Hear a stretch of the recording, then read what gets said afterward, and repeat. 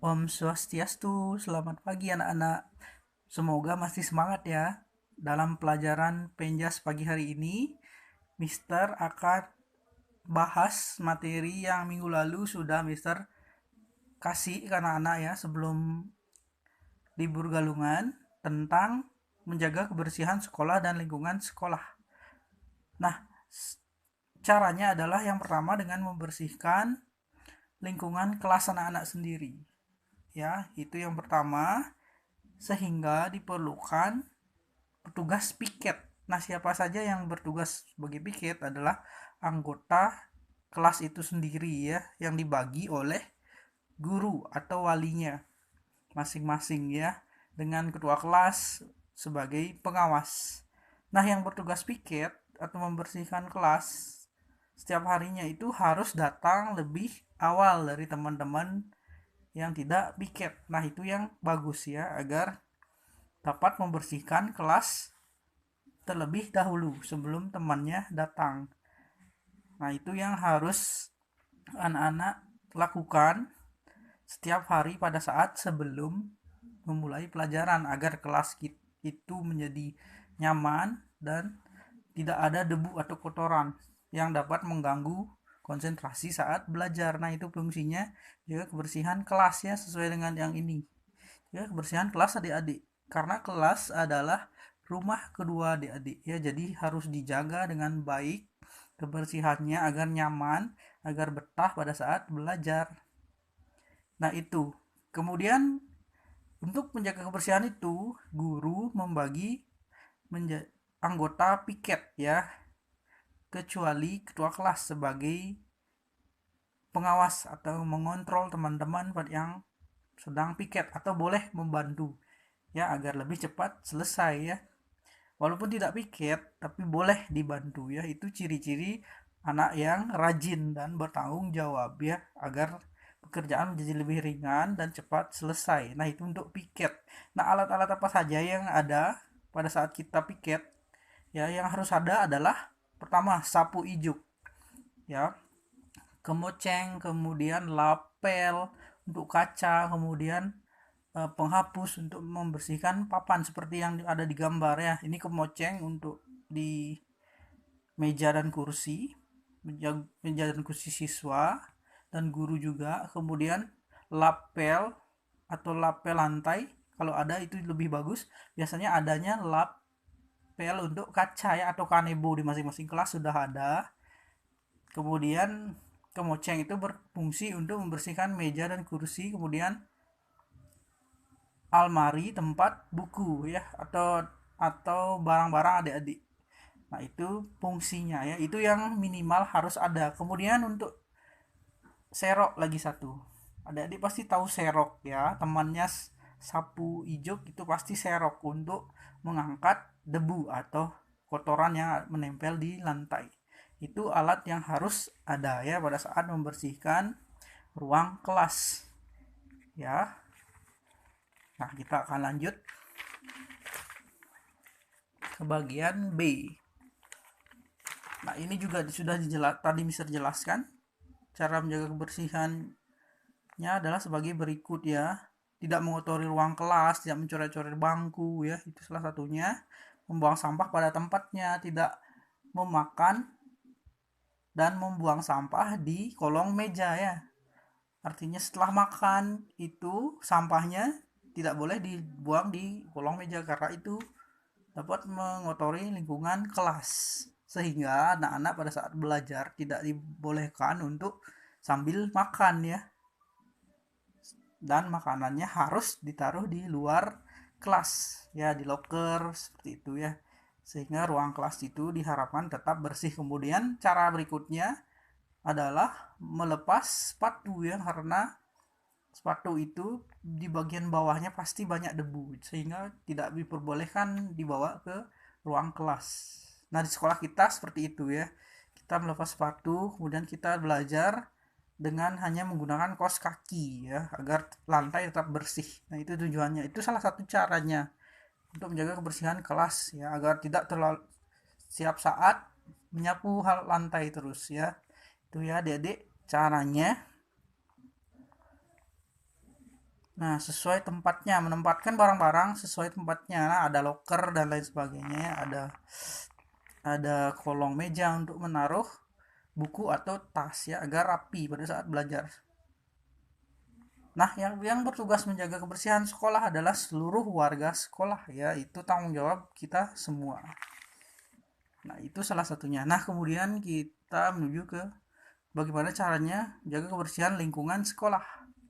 Nah, biasanya untuk menjaga seluruh lingkungan sekolah, baik itu halaman, lapangan upacara, aula, dan lain sebagainya itu diadakan Jumat bersih ya. Biasanya setiap minggu itu diambil hari Jumat untuk kita melakukan pembersihan bersama ya. Nah, itu dilakukan bersama-sama. Kenapa? Agar lingkungan sekolah itu cepat bersih dan tugas menjadi ringan ya, lebih cepat selesai jadinya.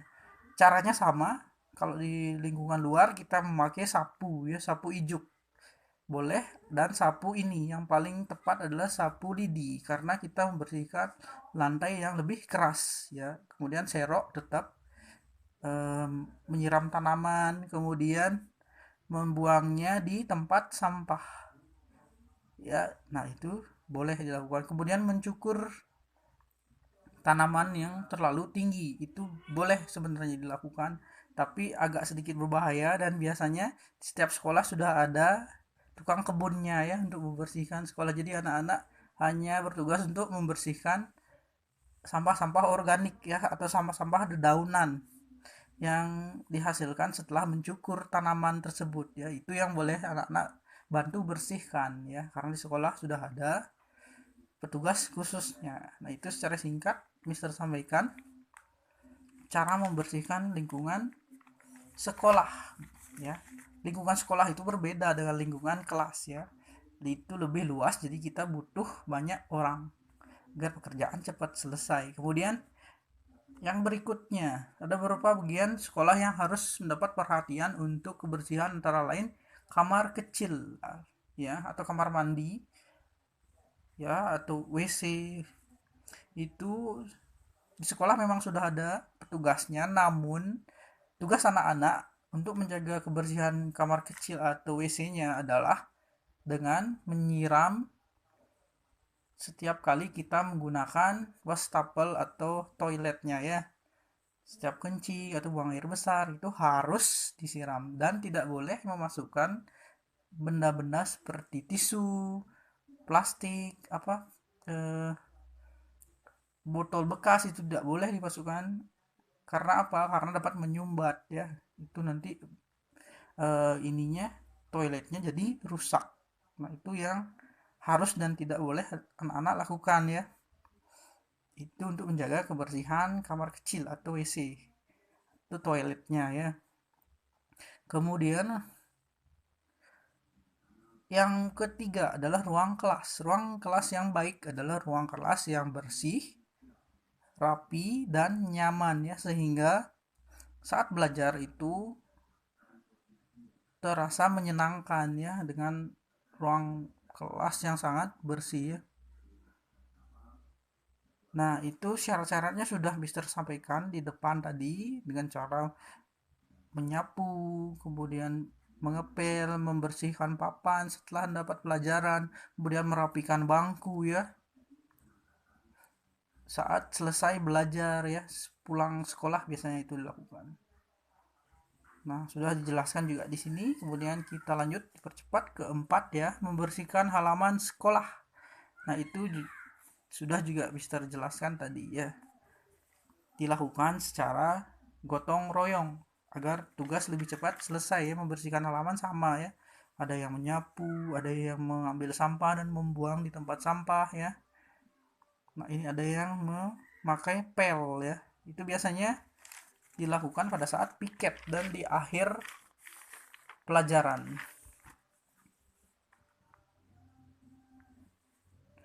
Nah, itu juga sudah tadi dijelaskan, dan ini anak-anak diminta untuk memberikan tanda ya untuk masing-masing aktivitas yang dilakukan oleh anak-anak yang ada pada gambar berikut ini. Nah, ini tidak terlalu sulit, jadi kita lewati dulu. Mudah-mudahan anak-anak sudah membuat semua. Jadi Mister akan lanjut membahas PR yang beberapa minggu lalu ya. Sekarang silahkan dicocokkan. Mister langsung baca ya.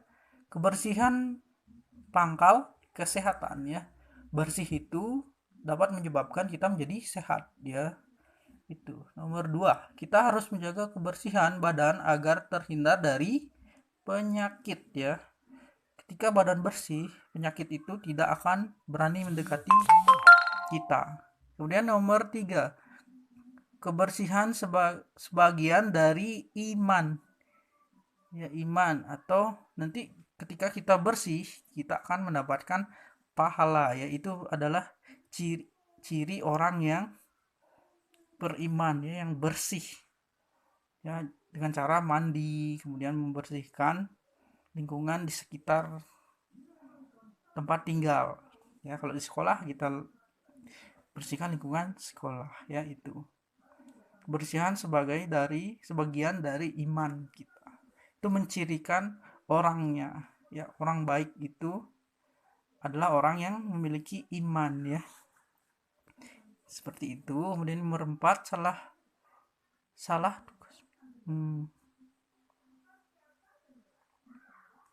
tugas piket kelas adalah menyapu lantai kelas ya.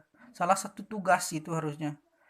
Piket kelas itu adalah menyapu lantai kelas. Ini soalnya agak kurang bagus ya. Jawabannya A. Dia nomor 5. Salah satu cara menjaga kebersihan lingkungan sekolah adalah membuang sampah pada tempatnya ya. Kemudian nomor 6, ini tidak terlalu sulit. Jika kamu melihat ada pensil tergeletak di lantai saat piket kelas, apa yang kamu lakukan adalah memberikannya kepada teman ya. Tidak mengambilnya untuk dipakai sendiri, itu tidak boleh. Ya, apa ini memberitahu kepada teman-teman yang lain. Jangan diberitahu aja temannya. Saya ada pensil ini. Kita tidak melakukan tindakan, itu juga salah ya, ini kurang tepat. Yang paling tepat adalah A, memberikannya kepada pemiliknya langsung ya, biar tidak membuat orang itu sedih karena barang-barangnya hilang. Kemudian nomor 7, apabila sampah sudah menumpuk sebaiknya dibuang saja ya.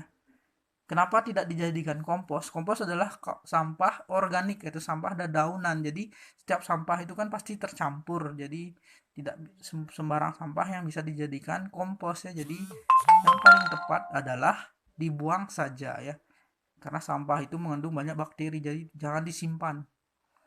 Kemudian nomor 8, agar ada keluar masuk udara ruang kelas harus ada jendela ya, atau ventilasi. Nomor 9, kebersihan lingkungan sekolah perlu dijaga dengan baik. Tugas piket kelas dibuat oleh guru kelas ya, atau wali ya. Agar ruang kelas dalam keadaan bersih, maka setiap kelas harus disusun jadwal piket ya. Itu kewajiban untuk mendidik anak-anak menjadi anak-anak yang sadar akan kebersihan lingkungan ya. Itu jadi kita diwajibkan untuk piket minimal ya. Kemudian 12, sampah yang berserakan menyebabkan lingkungan kelihatan kotor.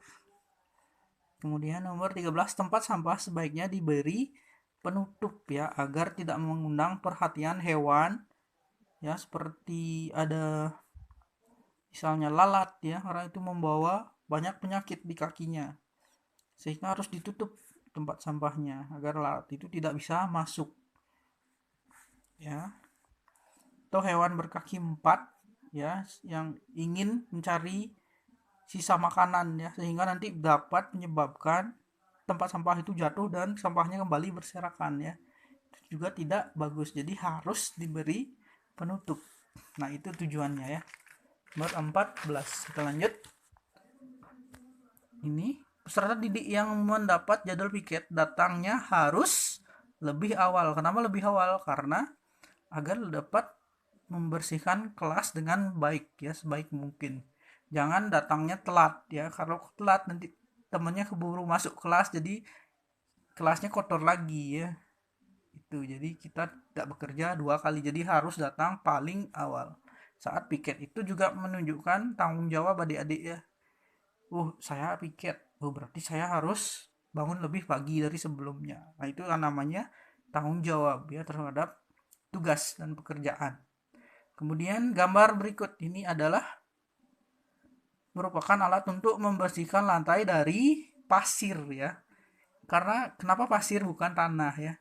Karena di lingkungan kelas umumnya banyak debu dan pasir-pasir. Jadi ini gunanya untuk membersihkan pasir-pasir yang masuk ke kelas atau ke ruangannya. Kemudian nomor 16, agar ruang kelas dalam keadaan bersih, maka setiap kelas harus disusun jadwal piket. Ini sudah ada pertanyaannya tadi juga.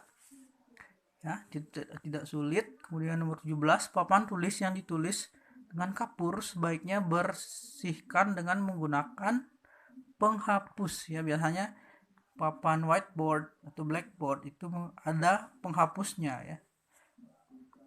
Nah, adik-adik pasti sudah tahu itu penghapus papan. Kemudian nomor 18, gambar di atas tempat sampah. Nah, ini ada penutupnya, ini yang bagus ya, agar sampahnya tidak keluar. Sampah sebaiknya diletakkan di tong sampah. Mana tong sampah? Ini dia contohnya. Dibalik aja pertanyaannya. Kemudian nomor 20, kebersihan sekolah harus dijaga oleh seluruh warga sekolah, artinya guru, kepala sekolah, satpam, anak-anak ya, semuanya.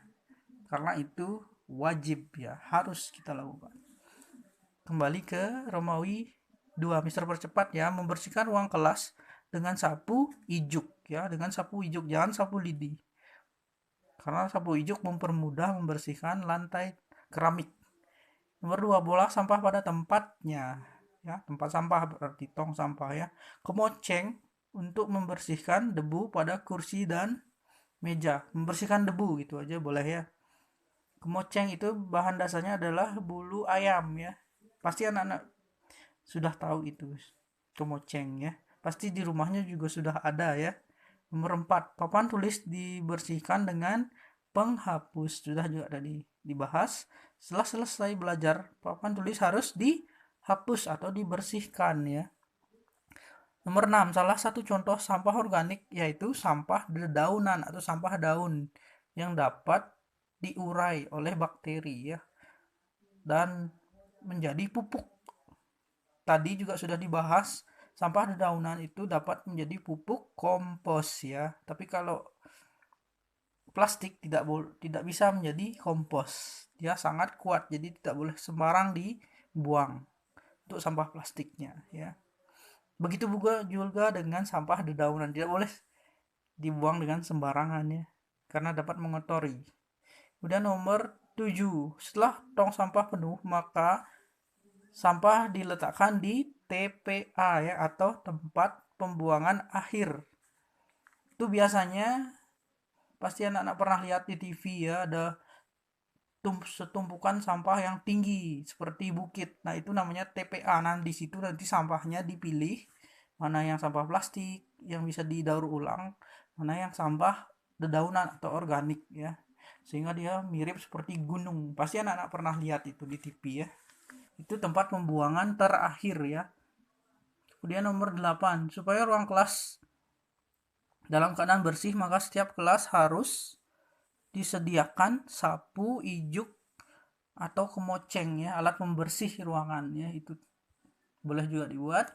Kemudian nomor 9, apabila kita telah selesai buang air besar, sebaiknya disiram ya. Buang air besar, buang air kecil itu harus disiram lagi ya biar bersih.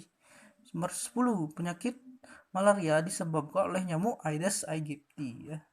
Aedes aegypti pakai I ya. Kemudian berikutnya, Romawi 3, sebutkan alat-alat yang digunakan untuk membersihkan rumah. Sapu, ada alat pel, serok, kemoceng, dan lain sebagainya. Boleh ditulis yang lainnya. Kemudian jelaskan manfaat kantin sekolah agar anak-anak dapat berbelanja dengan aman di sekitar sekolah saja ya. Agar anak-anak dapat dengan mudah untuk berbelanja. Itu tugasnya kantin sekolah ya. Agar tidak menyeberang ke sisi jalan, nah itu berbahaya ya. Itu tujuannya kantin sekolah dibuat. Nomor 3, jelaskan cara membersihkan kaca jendela rumah. Menggosok kaca dengan lap basah dengan hati-hati ya. Itu. Basahi lapnya dulu, kemudian digosok dengan hati-hati kacanya sampai bersih. Kemudian sebutkan bagian-bagian rumah yang harus dibersihkan. Ada kamar, ada ruang tamu, ada WC, ada halaman ya. Boleh juga dibuat yang lainnya juga. Nomor 5, bagaimana cara membersihkan lantai rumah yang terbuat dari bahan keramik? Dibersihkan dengan alat pel, sapu lantai sampai bersih ya. Bersihkan dengan alat pel ya, sapu lantai dengan bersih supaya mengkilat ya. Kemudian nomor 6, apa guna kemoceng? Kemoceng berguna untuk membersihkan debu yang menempel pada kaca, kursi atau meja. Ya, boleh juga papan tulis ya. Itu kalau di kelas. Kemudian nomor 7, di mana kamu membuang sampah? Pada tempat sampah ya.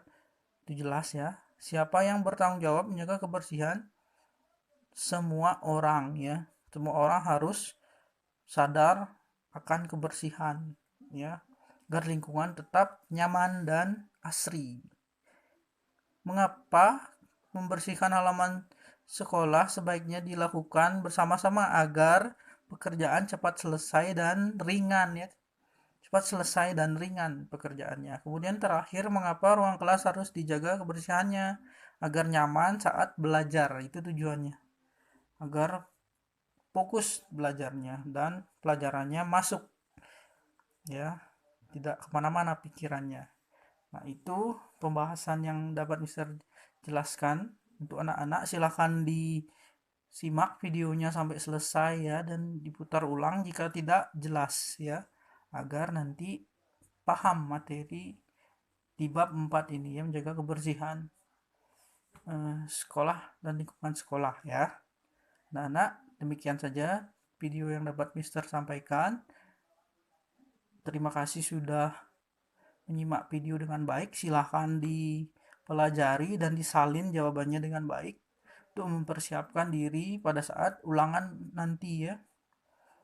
Nah, itu saja dari Mister. Akhir kata Mister ucapkan terima kasih dan Om Santi Santi Santi Om.